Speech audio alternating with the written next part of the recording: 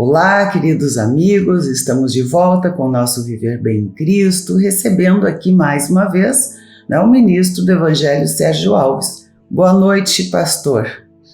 Boa noite a todos aí que nos acompanham aqui no programa Viver Bem em Cristo, né? E é uma alegria aqui ter esta oportunidade de levar a mensagem do Evangelho do Reino às pessoas. Estou à disposição. Boa noite a todos. É sempre muito bom. Pastor, eu vou aproveitar essa onda aí, do metanol para falar sobre a questão do alcoolismo. Agora, acho que talvez tenha dado uma leve diminuída aí na questão da ingesta de álcool, em função do medo, das mortes que houveram, pela adição aí do metanol às bebidas, mortes inclusive. Mas a Bíblia fala sobre o alcoolismo num outro sentido que eu creio que também pode levar, de certa forma, à morte, não é? Ali em Provérbios 23, dos versículos 29 ao 35, fala um pouco sobre isso, sobre os perigos do alcoolismo. E eu queria que o senhor falasse um pouco, o que Deus diz em sua palavra, em Provérbios, ali, sobre essa questão da embriaguez, da ingesta, enfim, de bebidas alcoólicas, especialmente quando ultrapassa um pouquinho ali os limites. Olha, a Bíblia não tem nenhum mandamento assim que proíbe a pessoa de ingerir bebidas, entende? O que a Bíblia ensina que em Efésios, no capítulo 5 ali, tem um versículo que diz assim: não vos embriagueis com vinho. Então, isso não configura uma proibição. O que ele está dizendo é que é para não se exceder e perder o comando e o controle da realidade e da sobriedade da pessoa.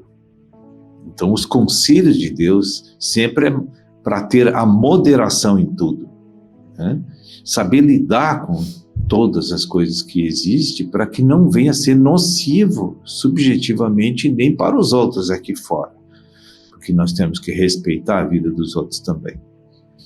Então, quando uma pessoa está embriagada, ela muitas vezes não tem noção do que ela vai causar de dano para si mesma e para os outros. Então, nesse momento assim, é importante também dizer por que as pessoas se embriagam e fiquem sem a sobriedade necessária para viver. É porque o que tem dentro delas machuca, causa dor, mal-estar, desconforto, desilusão, angústia. E elas querem aliviar aquele mal-estar terrível que elas sentem, aquela realidade que elas vivem todos os dias. Então, geralmente, o vício de droga, de álcool, seja lá o que for, é uma fuga que a pessoa tem para se sentir um pouco mais leve, para se sentir assim, um pouquinho de bem-estar momentâneo. Porque realmente a realidade íntima da pessoa é muito ruim, ela tem grande sofrimento, ela tem desilusão, decepção, frustração com muitas coisas e ela quer sentir um pouco de paz. Então, geralmente as pessoas caminham para o uso de álcool ou de drogas para saírem da realidade, porque a realidade é muito hostil e dura e corrosiva com eles. Verdade, isso acaba gerando uma dependência também, E esta dependência leva a doenças físicas e também a comportamentos que muitas vezes, além de ser danosos para si, são danosos para as pessoas ao redor, para a família, enfim. Veja que nesse versículo de 5,18 de Efésios, a primeira parte do versículo diz assim: não vos embriagueis com vinho. Mas ele explica por quê depois. Sim. Porque isso não é a solução para nós. Porque isso O não quer dizer, meu conselho para ti, que sou o teu criador, não faça isso. Né? Então, isso é um conselho de sabedoria divina. Não faça isso.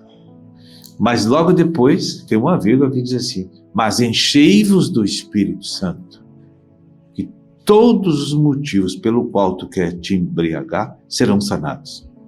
Então, é esse ponto que eu queria chegar. Ele diz isso e dá uma continuidade, né? Porque Deus sabe o porquê a pessoa está se embriagando. Sabe. E já diz, né? Enchei-vos do Espírito Santo. Bom, e aí? Como a gente faz para nos encher do Espírito Santo? Só tem uma coisa que Deus disponibilizou para as pessoas se encher do Espírito Santo na Terra, na dimensão natural onde nós vivemos. Só tem uma porta, que é a palavra de Deus, que ela precisa ser imprimida na nossa mente como princípio governante do nosso dia a dia. Se a pessoa não aceitar essa proposta de Deus, né, que Deus manda, tem que conhecer a verdade, porque a verdade te liberta da embriaguez, te liberta dos traumas, te liberta do mal-estar interior, traz alegria, felicidade e paz. A palavra de Deus, ela produz coisas boas para nós. Então Jesus chegou para a igreja numa época e disse, olha, vocês estão cheios de problemas, mas vocês querem ter paz, querem vencer essas dificuldades, então vocês precisam meditar na palavra de Deus para conhecê-la. Porque essa palavra semeada no solo do coração de vocês vai produzir muito fruto bom. Vai libertar você de muitas coisas que vocês pensam que estão fazendo certo e não estão. Porque a palavra de Deus nada mais é do que esclarecer um modo de viver correto, perfeito, que gera felicidade, paz e prosperidade para o homem. A palavra de Deus só produz isso, leva as pessoas para esse caminho. E além disso, eu posso até falar de experiência própria, né? Porque aprendi, como se diz, o caminho da roça, né? A gente não é só ler e agora eu vou praticar princípios. Existe uma transformação, né? Porque ler e procurar praticar, de certa forma, é algo, né, da minha própria vontade, né? Que é bom, eu quero isso, né? Mas existe algo além disso, existe uma transformação, um bem-estar, algo realmente misterioso que acontece no nosso coração. É um bem-estar que não vem só da razão de praticar aqueles princípios, porque o homem está muito acostumado a seguir princípios éticos e morais que regem a sociedade, né? Mas esses princípios divinos não estão acostumados, mas eles são muito mais eficazes na transformação de si próprio e não na transformação do mundo, né? Porque o mundo vai ser difícil, né, ser transformado para melhor, mas nós individualmente podemos ser transformados. Eu digo isso porque é o que eu sinto. E nos transformando, sim, aí quem sabe podemos, né, viver melhor, pelo menos, já que o nosso entorno é difícil de mudar, não é? O que ocorreu foi que a filosofia se afastou completamente da espiritualidade. Foi isso que ocorreu. Então, antes, há muito tempo atrás, as pessoas tinham princípios morais que estavam bem combinados com os ensinamentos de Deus.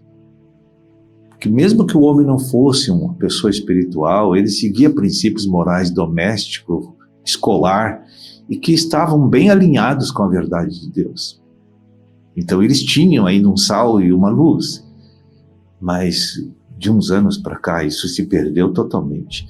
Porque hoje a filosofia entrou para seguir a observação motora da humanidade para ver como ela age e reage diante das circunstâncias da vida e esqueceu de se ligar com a espiritualidade.